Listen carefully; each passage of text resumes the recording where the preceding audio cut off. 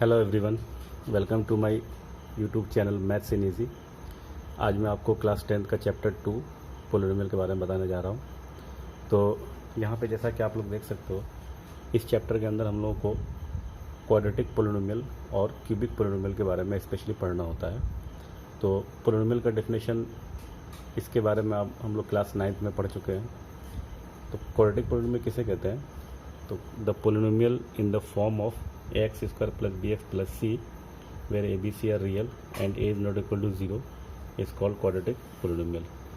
मतलब ये होगा कि हमारा जो इस फॉर्म में लिखा रहेगा जो पोलिनोमियल, वो हमारा क्वाड्रेटिक पोलिनोमियल कहलाता है। एग्जाम्पल के तौर पे मैंने यहाँ पे लिया है 2x square plus 5x plus 3, ये क्वाड्रेटिक पोलिनोमियल है। x स्क्वायर प्लस 1 ये भी एक क्वाड्रेटिक पोलिनोमियल है, और 5x स्क्वायर ये भी एक क्वाड्रेटिक पोलिनोमियल है। आप यहाँ पे सोच रहे होंगे कि ये दोनों पोलिनोमियल इस फॉर्म में नहीं लिखा हुआ है। तो मैं आपको बताना चाहता हूँ कि क्वाड्रेटिक पोलिनोमियल होने के लिए टर्म का ज़्यादा कम होना कोई ज़रूरी नहीं है। उसमें डिग्री 2 देखा जाता है। हाईएस्ट डिग्री अगर 2 है तो मेरा क्वाड्रेटिक पोलिनोमियल कहलाएगा। यहाँ पे एक्स स्क्वायर इस जगह पे डिग्री हाईएस्ट 2 है, यहाँ पे भी 2 है और यहाँ पे भी 2 है, इसलिए ये तीनों के तीनों क्वाड्रेटिक पोलिनोमियल कहलाते हैं। लेकिन अगर मान लो कहीं पे ऐसा लिखा रहे 5x³ plus 3x square plus 3, मान लो इस टाइप का दिया हुआ है, तो फिर ये क्वाड्रेटिक पोलिनोमियल नहीं कहलाएगा, क्योंकि इसकी हाईएस्ट पावर कितनी हो गई? 3 हो गई। ये फिर क्यूबिक पोलिनोमियल कहलाएगा। उसके बाद हम लोग इसमें देखेंगे कि इस क्वाड्रेटिक पोलिनोमियल में इसके ज़ीरोज़ को कैसे फाइंड करते हैं। नेक्स्ट टॉपिक है ज़ीरोज़ ऑफ क्वाड्रेटिक पोलिनोमियल। जब कोई क्वाड्रेटिक पोलिनोमियल दिया जाता है, उसके ज़ीरोज़ फाइंड करने का तरीका क्या होता है, उसके लिए मैं आपको एक एग्जांपल लेके समझा रहा हूँ। जैसे मान लीजिए x square minus 2x minus 8 मेरा एक क्वाड्रेटिक पोलिनोमियल है। इसका मुझे ज़ीरोज़ फाइंड करना है। तो ज़ीरोज़ फाइंड करने के लिए क्या होता है, हमें इसको बराबर 0 को रखना होता है और इसको फैक्टर करना होता है। देखो ज़ीरोज़ क्या होता है ना, कि x की जो वैल्यू निकल के आती है यहाँ पे, मतलब जिस भी वेरिएबल के अंदर क्वाड्रेटिक पोलिनोमियल होगा, उसमें जो उस वेरिएबल की जो वैल्यू निकल के आने वाली है, उसी को हम लोग zeros of the quadratic polynomial कहेंगे या क्यूबिक पोलिनोमियल कहेंगे, जिस तरह का भी पोलिनोमियल रहेगा। तो यहाँ पे इसका ज़ीरोज़ फाइंड करने के लिए हम क्या करेंगे, इसको फैक्टराइज करेंगे। तो एक्स स्क्वायर माइनस 2x है, इसको हम लोग लिख सकते हैं minus 4x plus of 2x minus 8 is equal to 0। X common ले लेते हैं तो x माइनस 4 हो जाएगा यहाँ पे, और प्लस 2x माइनस 4 यहाँ पे भी हो जाएगा इज इक्वल टू 0। तो यहाँ पे x प्लस 2 हो गया और इस जगह पे x minus 4 is equal to 0। तो यहाँ से मेरा x is equal to minus 2 निकल के आएगा और x इज इक्वल टू 4 निकल के आएगा। ये जो वैल्यू 2 ठो निकल के मेरी आई, यही हमारी ज़ीरोज़ कहलाता है, इसी को ज़ीरोज़ कहते हैं।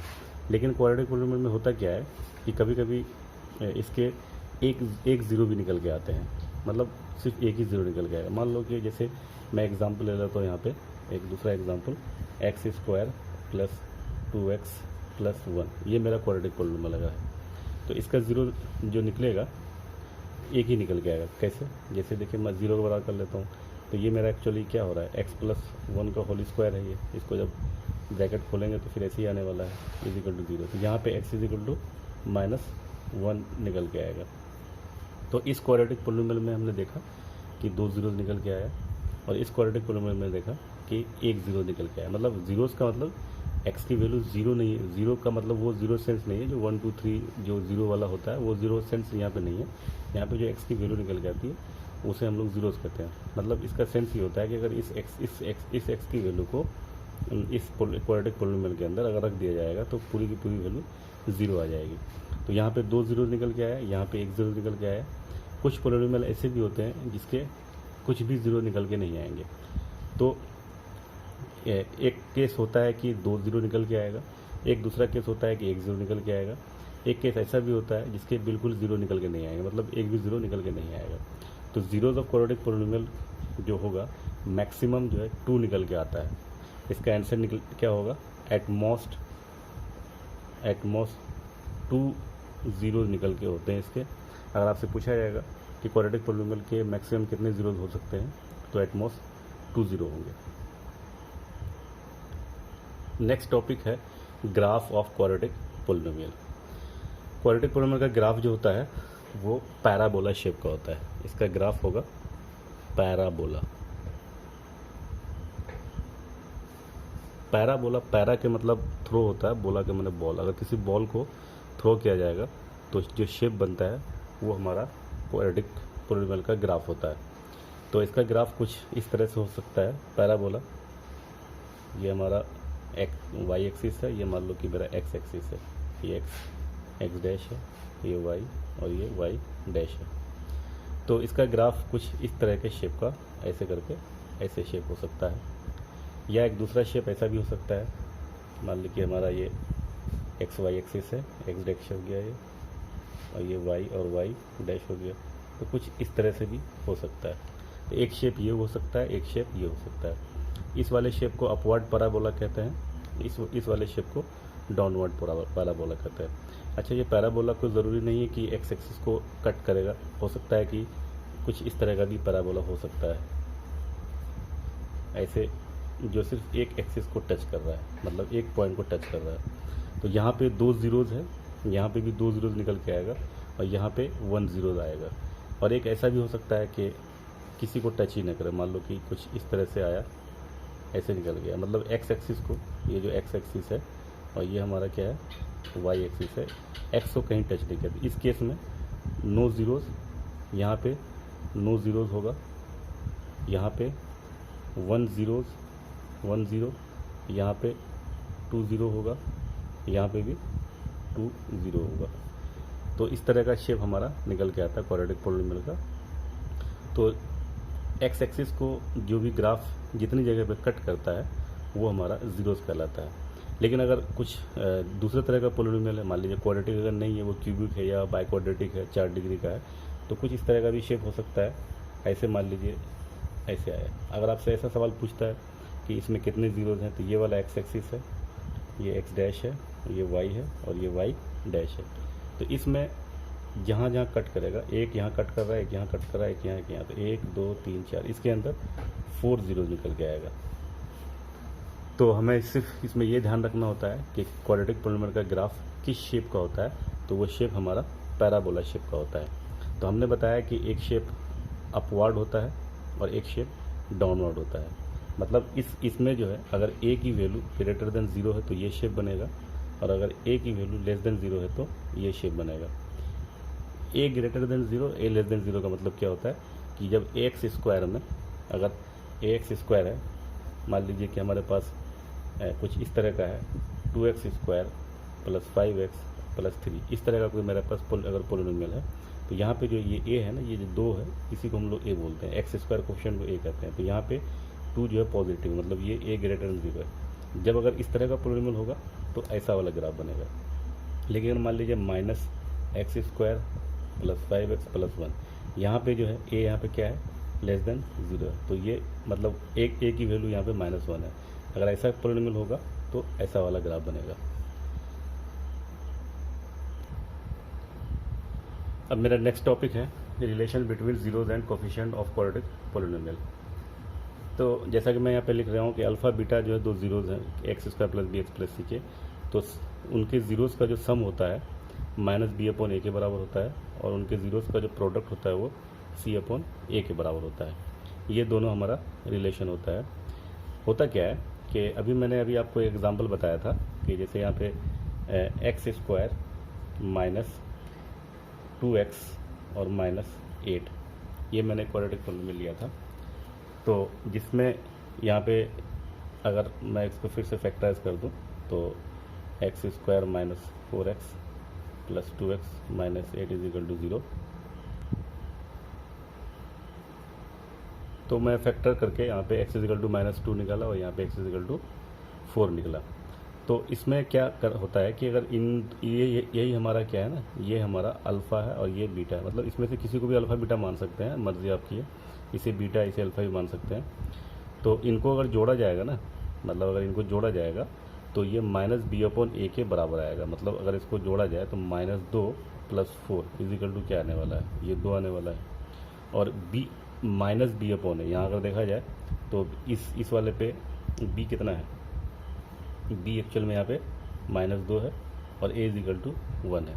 अब इस रिलेशन को अगर हम बात करें, इस रिलेशन को, तो माइनस और माइनस मतलब 2 है और नीचे क्या है 1 इजिकल टू क्या है 2 है। तो ये वाली वैल्यू और ये वाली वैल्यू क्या आई, सेम आई। तो यही हमारा रिलेशन कहता है। इसी तरह का प्रोडक्ट को भी हम अगर सॉल्व करेंगे तो सेम दोनों तरफ सेटिस्फाई करेगा।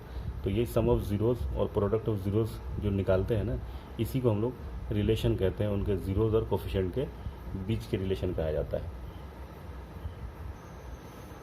अब अगर अल्फ़ा और बीटा हमारा कोई ज़ीरोज़ दिया हुआ है किसी क्वाड्रेटिक पोलिनोमियल का, तो उस क्वाड्रेटिक पोलिनोमियल को निकाला कैसे जाता है, उसके लिए यहाँ पे एक फार्मूला मैंने लिखा है, x square minus alpha plus beta x plus alpha into beta, के यहाँ पे कांस्टेंट है।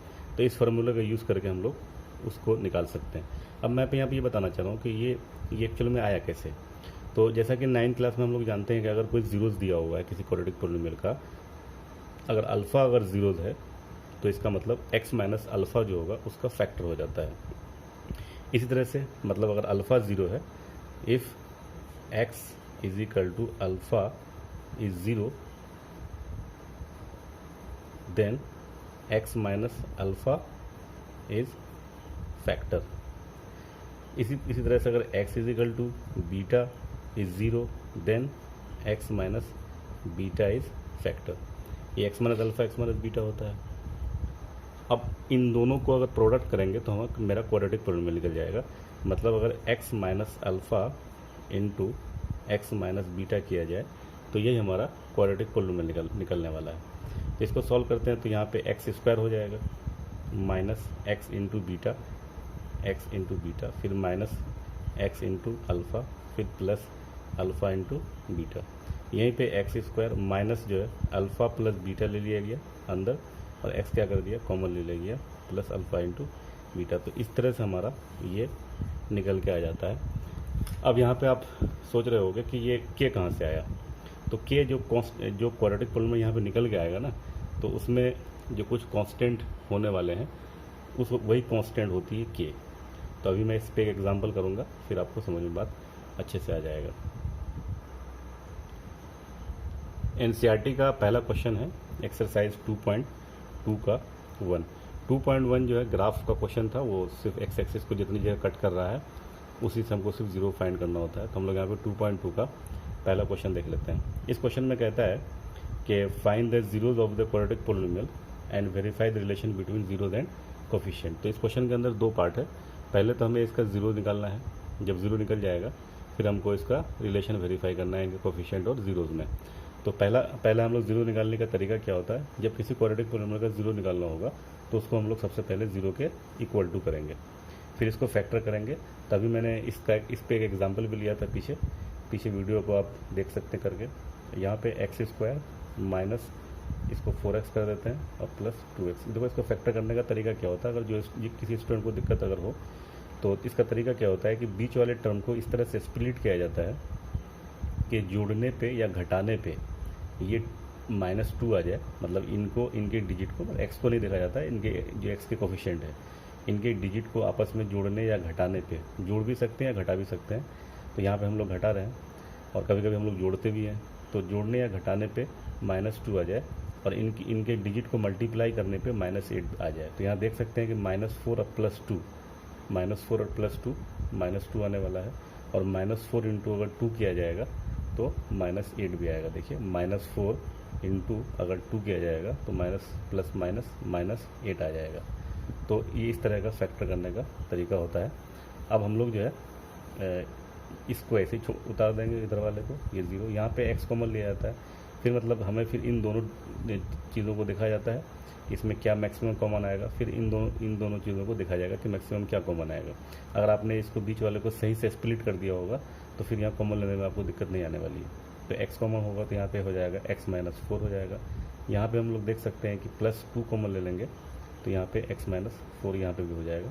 देखिए 2 कॉमन लिया तो यहाँ पे x और 2 4 8 ये आ भी जाएगा इजिकल टू 0।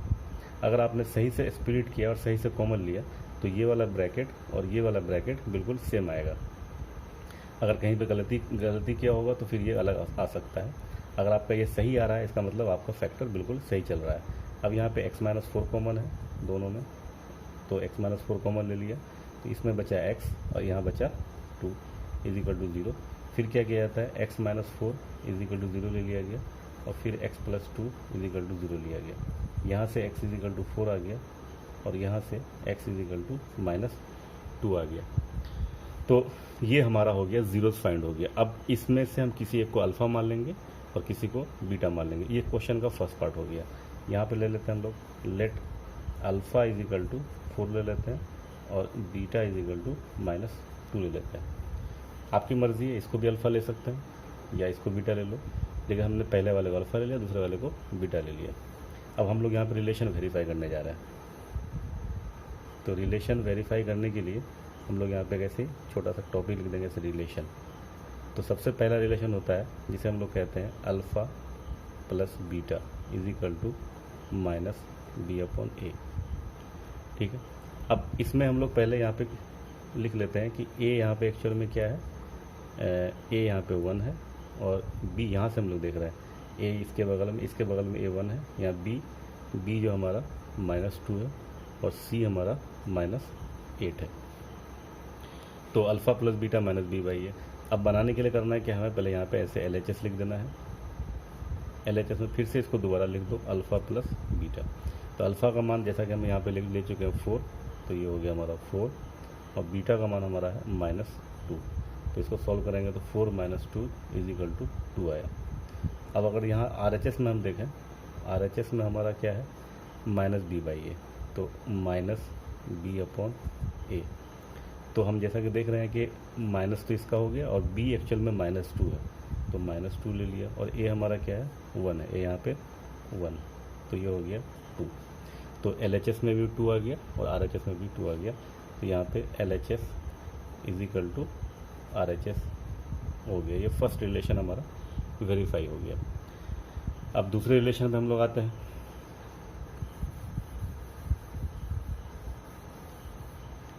दूसरा रिलेशन मेरा है, इसी को यहाँ से आगे बढ़ा देते हैं। दूसरा रिलेशन है alpha into beta is equal to c by a. फिर वही काम करेंगे, LHS में लिख लेंगे अल्फ़ा इंटू बीटा। तो अल्फ़ा का मान हो गया हमारा 4, और बीटा हो गया माइनस 2। तो ये एक्चुअल में हो गया हमारा माइनस 8। और RHS हमारा फिर क्या है, RHS हमारा है एक्चुअल में सी बाई ए। तो सी हम लोग यहाँ पे लिख चुके हैं, माइनस 8 है, और ए का मान कितना हमारा 1 है, इज इक्वल टू क्या आया माइनस 8। तो ये देखिए माइनस 8 यहाँ भी आया, माइनस 8 यहाँ भी आया। तो इसमें भी हमारा क्या हो गया, LHS is equal to RHS। तो इसका प्रोडक्ट ऑफ जीरोस का भी रिलेशन वेरीफाई हो गया, और सम ऑफ जीरोस का भी रिलेशन वेरीफाई हो गया। इसी दोनों चीज़ को दिखाने को ही हम लोग relation between zeros and coefficient कहते हैं। फिर हम लोग यहाँ पे लिख देंगे हेंस रिलेशन वेरीफाइड। 1 का चौथा क्वेश्चन देख लेते हैं हम लोग। सेम क्वेश्चन वैसे ही है, बस इसमें क्या है कि ax² plus bx plus c का टर्म इसके अंदर नहीं है। तो पहले हम लोग ज़ीरो निकालेंगे। ज़ीरो निकालने का तरीका क्या होता है, बराबर 0 लिख लेंगे। उसके बाद जो मैक्सिमम चीज़ इसके अंदर कॉमन है वो कॉमन ले लेते हैं। तो यहाँ पे हम देख सकते हैं 4u कॉमन आ रहा है, तो यहाँ पे u बच गया, और यहाँ पे कितना बच गया 2 बच गया, इज इक्वल टू 0। तो यहाँ पे भी 2 फैक्टर हो गया, मतलब 4u इज इक्वल टू 0 भी हो सकता है, और u plus 2 is equal to 0 भी हो सकता है। तो यहाँ से अगर निकालेंगे तो u इज इक्वल टू 0 हो जाएगा इस वाले से, और यहाँ से u is equal to minus 2 हो जाएगा। तो ये तो हमारा 0 निकल के आ गया। अब इसका फिर रिलेशन वेरीफाई करना है, तो फिर वही काम करेंगे, लिखेंगे let alpha is equal to 0 and beta is equal to minus 2। तो फिर हमें वही रिलेशन वेरीफाई करना है। तो सबसे पहला होता है, यहाँ पे ऐसे ही बना देंगे टॉपिक, रिलेशन लिख लेते हैं।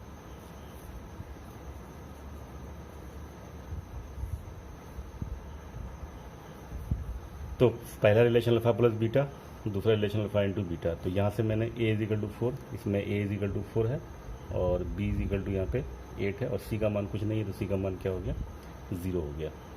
तो सबसे पहले हम लोग देख लेते हैं पहला वाला, LHS हमारा है अल्फ़ा प्लस बीटा। तो अल्फ़ा का मान 0 है और बीटा का मान -2 है, इज इक्वल टू -2 हो गया। और RHS हमारा है -b अपॉन a। तो b का मान 8 है, बी का मान 8 है, तो माइनस पहले से लगा हुआ है फॉर्मूले में, तो ये 8 हो गया, और ए का मान 4 हो गया। तो सॉल्व करेंगे तो 4 2 8 -2, तो इसमें -2 यहाँ पे भी आ रहा है, -2 यहाँ पे भी आ रहा है, तो ये हमारा LHS = RHS हो गया। फिर इस तरह से दूसरा वेरीफाई हमारा है, LHS में क्या है, LHS हमारा है अल्फ़ा इंटू बीटा। तो अल्फ़ा का मान जो है 0 है, और बीटा का मान -2 = 0 हो गया। फिर अगर RHS की हम लोग बात करें तो RHS हमारा है C/A। C एक्चुअल में मेरा क्या है, 0 है, तो ये 0 हो गया। ए का मान 4 है, इसका 0 हो गया, तो ये 0 दोनों ये सेम आ गया। तो इसमें भी क्या हो गया, LHS = RHS हो गया। तो फिर हम लोग आगे लिख सकते हैं रिलेशन वेरीफाइड।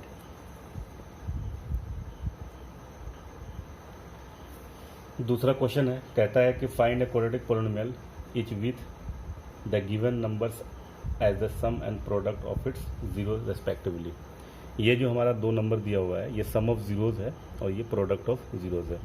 तो हमें कहता है क्वाड्रेटिक पॉलिनोमियल निकालने के लिए, मतलब ये होगा कि अल्फ़ा प्लस बीटा = 1/4 है, और अल्फ़ा इंटू बीटा = -1 है। तो क्वाड्रेटिक पॉलिनोमियल का हमने अभी पीछे बताया आपको, वीडियो को पीछे करके देख सकते हैं आप। फार्मूला था k ब्रैकेट में x² minus alpha plus beta into x plus alpha into beta. बस हमें कुछ नहीं है, यहाँ पे रख देना है इस वाले पे। अब ये इस k के बारे में बता रहा हूँ, k क्या चीज़ है अभी। तो x² रख दिया माइनस अल्फ़ा प्लस बीटा हमारा 1/4 है, तो ये 1/4 इंटू एक्स, और अल्फ़ा इंटू बीटा -1 हो गया। अब इसमें करना क्या है कि हमें पहले x² माइनस ये x/4 हो गया, यहाँ -1 हो गया। यहाँ पे एलसीएम ले लेते हैं हम लोग, ये एलसीएम 4 हो गया, तो ये 4x² माइनस x, अब माइनस क्या हो गया, 4 हो गया। तो ये जो 4 है ना, इस 4 को हम लोग कॉमन निकाल लेंगे, तो यही हो गया हमारा 1/4। तो ये हमारा हो गया 4x² माइनस x -4। देखिए ये जो 4 है यही हमारा क्या है, यही k है।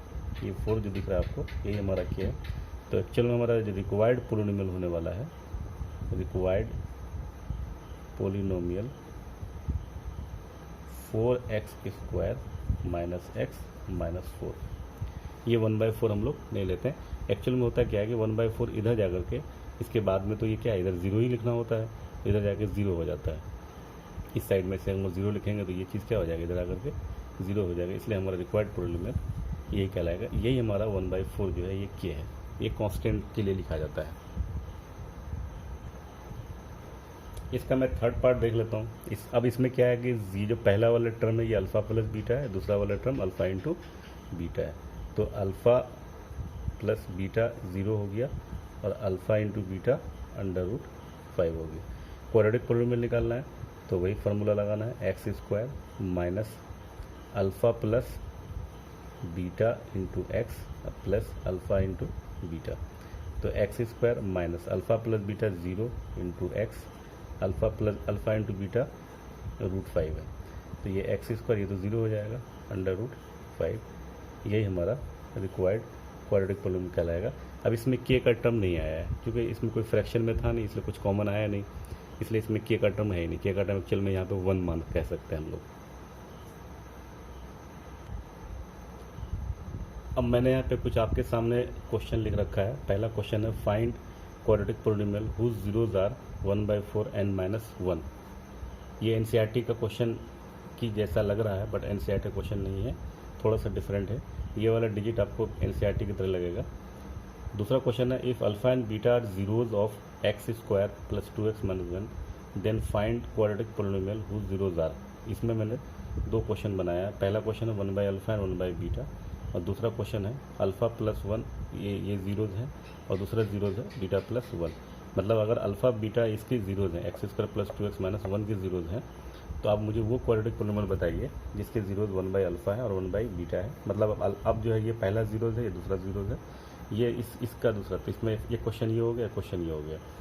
तीसरा क्वेश्चन मैंने लिखा है यहाँ पे कि अगर if alpha and beta are zeroes of x² plus px plus 1 then find alpha square plus beta square, ये निकालना। यहाँ पे x square plus p x plus 1 है, ये पी है, और दूसरा अल्फा माइनस बीटा निकालना है, तीसरा alpha Q minus beta Q है। ये क्वेश्चन मैं आप लोगों के लिए दे रहा हूँ बनाने के लिए। अगर आप इंटरेस्टेड हो तो इस तरह क्वेश्चन बनाइए। एनसीईआरटी का क्वेश्चन एक्सरसाइज 2.2 हमने आपको ऑलमोस्ट सॉल्व कर दिया है। इस क्वेश्चन को आप लोगों को बनाना है। अगर आपको बनाने में दिक्कत आएगी तो आप हमारे कमेंट सेक्शन में ज़रूर बताइएगा, ताकि मैं इसको अगले वीडियो में इसका सोल्यूशन आपको बता सकूं। तो आज के लिए इतना ही, फिर हम लोग अगले वीडियो में 2.3 के बारे में बात करेंगे।